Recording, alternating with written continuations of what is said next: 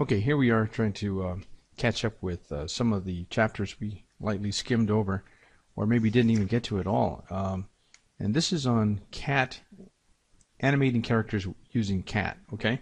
So this is on chapter 39, and let's see, that page, it starts at 977. Okay, so I'm just going to kind of quickly go through some of the topics the first couple of pages goes through before we get into the actual tutorial on it, animating a character. So basically, cat rig works similar to animating in Bones, with the exception that we need to come in here once the cat rig is in our scene. We need to then invoke this play setup toggle button here. Okay, but we can't do that until we create a layer. Let me delete this layer. Okay, a cat animation layer.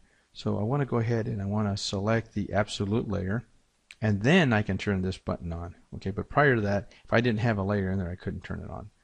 Okay, so these animation layers allow me to blend animations, and they kind of work like, as one person described it, like the Photoshop layers, where you use the maybe the darken mode, the screen mode, those type of things, but they don't work from the top down. They actually work from the bottom up, which is kind of reverse. So you have to remember that. Anyway, you can blend some of these paths by modifying the global weighting. So let's say you have an animation, an absolute animation layer here, and then you have one right below. But the first one is maybe the swinging of the arms during a walk cycle, and let's say the one below, he's actually waving. Say he's waving goodbye to somebody. So if you blend those at 50% each, the person will be walking with his arms in motion, but he's also waving. Kind of a weird motion. But that was just an example I thought of. Okay, and then on page, let's see, 978, the author describes this whole panel right here and the different functions of what each one of these little buttons does. So I basically covered already the absolute, and then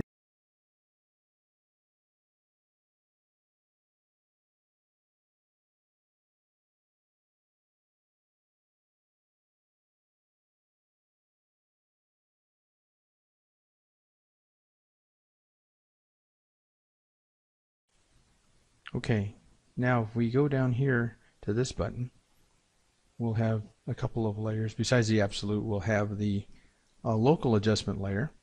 And the local adjustment layer, what it does is it adds to the layer just above it relative to a local coordinate system. And if we choose this one right here, it's similar to the adjustment layer of the local coordinate system, but this applies a relative motion to in world space that is independent of the previous layer. Okay, so you kind of have to experiment with those to see what they do for you. But in this case, where you have the local adjustment, let's say you have a person raising his arm and then he waves. What you can do there is blend those two, where one layer, the local, waves, and the one absolute layer raises his arm. So if you blend those two, he's going to be raising his arm and waving. Okay, so it's similar to the animation layers we used in the Bones. Okay, and like I said, on page 978, all the rest of these items are further explained. Let me take that off there. Let's see what else in here that we might need to know. Maybe this one right here. Like if we toggle, let me delete this layer here. We toggle here with this rig color mode. Well, what that will do for you is, let's say you have a couple of different layers in here, and you have a couple of different colors assigned to those layers. As these layers blend, you'll see a blend of those colors as well. So you can get a graphic kind of a feel for exactly how those blendings are going. So if you have, like, let's say a red and then you have maybe the hand waving that was a little bit of a blue, you know, as those two layers are mixing, you'll get maybe a purple color. Okay? Okay, I just want to first explain that in this next example, in the next demo, I'm going to have this alien creature walk along this path, and then later, a little bit later in the tutorial, we're going to have him walk along these little like rolling hills. Okay, and this is pretty automated because we're going to be using a cat motion layer as opposed to a animation layer, cat animation layer. So it's just a little slightly different. But if we had set up a cat animation layer, we can go ahead and key this character manually, similar to what we did with Bones, but with the further aid of the fact that we have a forward kinematic and an inverse kinematic rig attached to this cat character. So, okay, so with that said, let's go ahead and start with this. So here I went ahead and opened up the Wandering Alien Max file from chapter 39 from the CD, and as soon as we open it, we notice that we have the cat character here, and then we have also the random spline here. Okay, now you know what, I call these splines, and I can also call them P-lines because I work in so many different programs. AutoCAD calls this a P-line, Maya calls it a spline, or it has two different types of lines. 3D Studio Max calls it a line or sometimes a spline. So I'm going to use all those terms interchangeably. Okay, so let's go ahead, and the first thing we need to do is we need to insert a dummy object, because the cat rig needs a dummy object to follow. It cannot follow this path by itself, so it has to follow a dummy object. Okay, so I'm just going to go ahead and create one. Go to create, and then if I go to standards, the dummy object's sitting right there. So I'll just go ahead and pop it in here. And I'm going to align it a little bit here with my cat character. Whoops, there we go. Okay, looks like it's pretty much aligned. So the next thing I want to do, let me go to this viewport. Next thing I want to do is I want to go ahead and, first of all, let me show you what the cat motion does here. Go to motion. I'm going to, let me close this down because that gets in my way. I'm going to go ahead and create a cat motion layer. Now remember, these are the cat animation layers that we have right here, but now I'm going to go down to the bottom, cat motion layer. Now the cat motion layer is set for this character, and if I play it, we can, whoops, need to turn this button on. Okay, there we go. If I play it, we notice he has a pre-rigged animation cycle.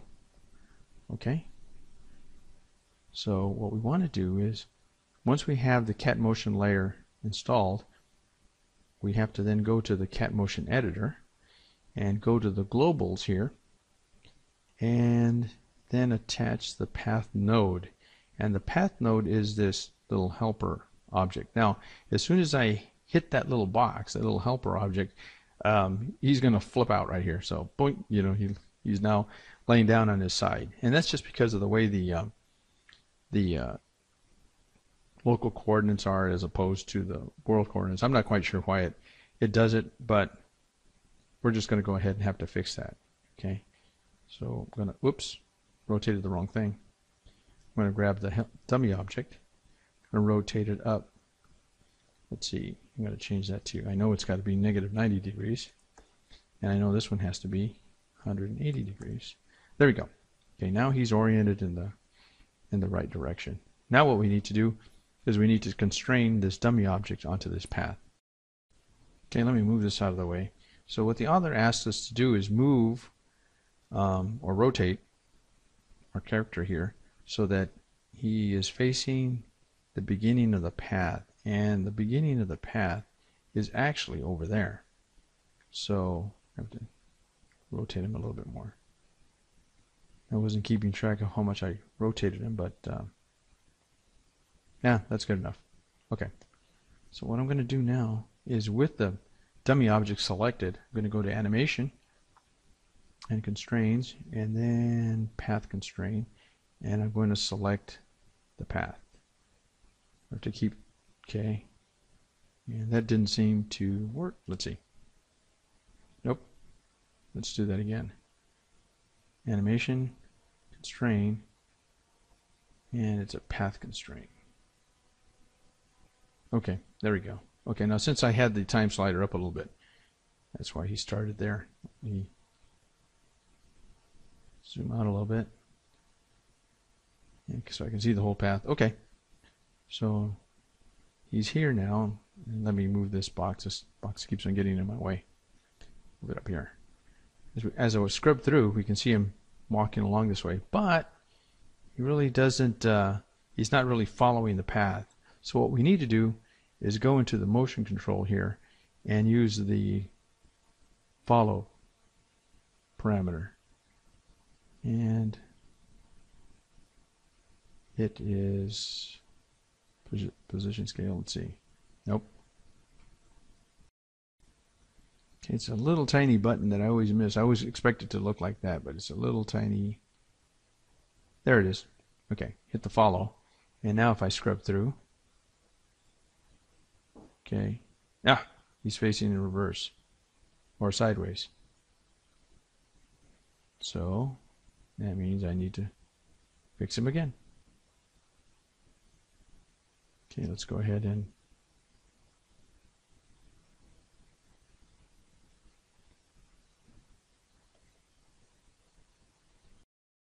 okay, finally oriented myself here. And what I want to do is rotate this character here so that he's in line with the path as he walks. Okay, looks like he's okay there. Now notice that it takes a couple of frames, like 2 frames, before my dummy object catches up with my character. And I've done this tutorial over and over again, and that's just seems to be what happens. So not quite sure why that happens. So I'm going to go here and just kind of like set myself up so I can take a look at the whole animation. So I just go ahead and scrub through, and he walks just like he's supposed to. Now, take a look here. I'll turn that off. Go to this view.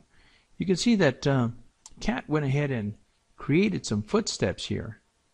Okay, and these are all coplanar, seeing that the line is coplanar. But what we're going to do now is we're going to go ahead and introduce a surface and loft these footprints up to the surface. So now the author wants us to, let's see, he wants us to go over and file import. Is that the way?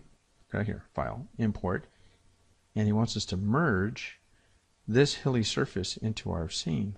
So we'll say OK, select that, and everything's fine. We don't have any lights in that. So now all of a sudden we have this particular object. Okay, notice how our character is right below there. Okay, so then what we want to do is let's go ahead and back out of this so we can see the whole thing. Okay, there we go. And I'm going to rotate a little bit so we can see our character. Okay, now let's go back to this cat menu.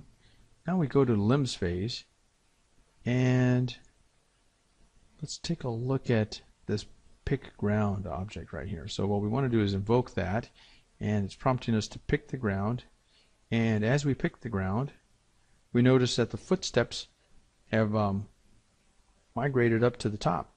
Okay, so now if we play the animation, we can see our character rushing through this sand dune. Okay, it just does this over and over again. Okay, so go ahead and think of some applications in which you might use this particular technique, and just keep this in your mental reservoir there so that you can look back at it and come back and create it for your particular application.